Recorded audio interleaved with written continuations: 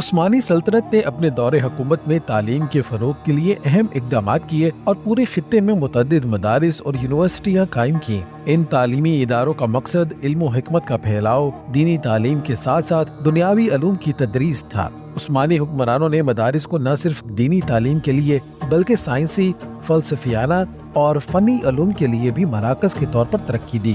اگر عثمانیوں کے قائم کردہ اداروں کی بات کی جائے تو عثمانیوں نے تعلیمی اداروں کو مساجد، مدرسوں اور دارالعلوم کے طور پر قائم کیا، جن میں دینی، سائنسی، ادبی اور فلسفیانہ علوم کی تعلیم دی جاتی تھی۔ ان اداروں کی سب سے اہم خصوصیت یہ تھی کہ یہ ہر عمر اور ہر سطح کے طلبہ کے لیے دستیاب تھے۔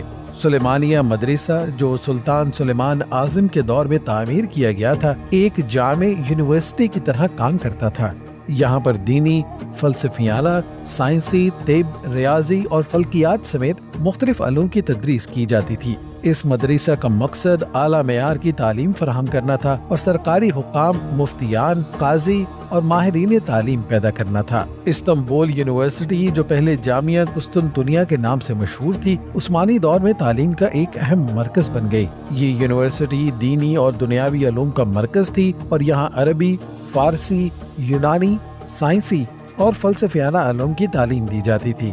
یہاں سے فارغ التحصیل ہونے والے طلبہ کو عثمانی سلطنت کے مختلف سرکاری محکموں میں اہم عہدوں پر تعینات کیا جاتا تھا۔ عثمانی دور کے اہم تعلیمی اداروں میں سے ایک مدرسہ ایڈرنا تھا، جو سلطان بایزید دوم کے دور میں قائم ہوا۔ ایڈرنا ہسپتال کے قریب یہ مدرسہ صحت، طب، فلسفہ اور دیگر علوم کے لیے اہم مرکز تھا۔ یہاں سے طبیب، فلسفی اور سائنسی ماہرین تربیت حاصل کرتے تھے۔ عثمانی مدارس میں تدریس کا نظام بڑا وسیع اور متنوع تھا، جس میں دینی تعلیم کے ساتھ ساتھ دنیاوی علوم کا بھی احاطہ کیا گیا تھا۔ مساجد کو تعلیمی اداروں میں تبدیل کیا گیا اور وہاں طلبہ کو مفت تعلیم دی جاتی تھی۔ مدارس میں نئے علوم کی تدریس کی جاتی تھی۔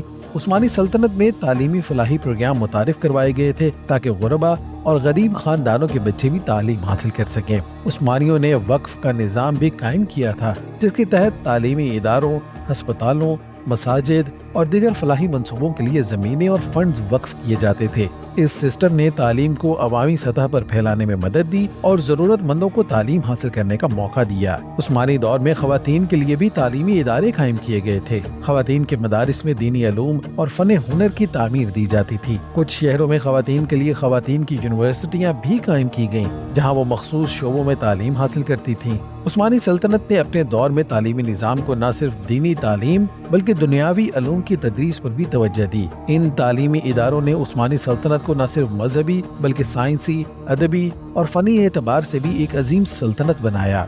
سلطنت عثمانیہ کا یہ تعلیمی ماڈل آج بھی دنیا بھر میں تسلیم کیا جاتا ہے اور اس نے مختلف علوم کی ترقی میں اہم کردار ادا کیا ہے۔